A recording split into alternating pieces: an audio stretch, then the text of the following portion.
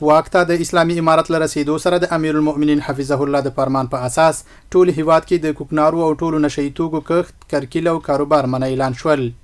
ننګرهار کې یو تن کروندګر وایي له کله نه چې امیر المؤمنین حفظه الله د کوکنارو او نشئی توکو کښت بند کړی دوی بیا په خپلو ځمکو دغه حرام کښت نه دی ترسره کړی.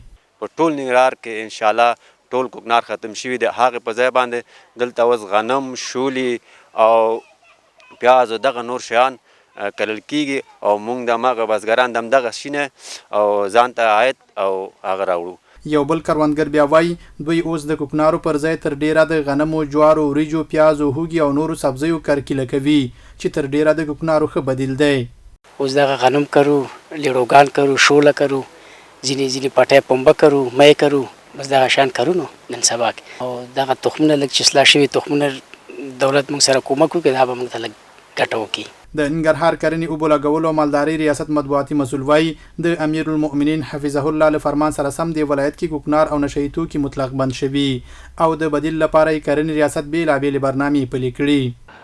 امیر المؤمنین حفظه الله د فرمان په اساس په ټول افغانستان کې کوکنار بند شوي دي چې خوشبختانه په ننګرهار کې هم دغه نشئی توکي په مطلق ډول بند دي. نو په دې برخه کې موږ اصلاح شوي تخمونه ورکړي، همدارنګه باغونه هم جوړ کړي دي، شنې خونې هم جوړ کړي دي بزګرانو ته چې د کمې ځمکې نه ډېر حاصل ترلاسه کړي. د خوړو خوندیتوب دپاره موږ مثال د مالدارۍ په برخه کې غواګانې ویشلې دي، همدارنګه وزې، میږې، د کورني چرګان او د دې ترڅنګ د واکسینونو تطبیق هم کړی تر څو مالداري مو تقویه شي. نوموړی وایي د غنمو او نورو کښتونو په زیاتېدو سره د غنمو په نرخونو کې د پام وړ کموالی راغلی. بل که تاسې وګورئ په تیر کې چې کله کوکنار کرل کېده نو د غنمو حاصلات کم و، موږ به ډېر د ستونزو سره لاس او ګریوان.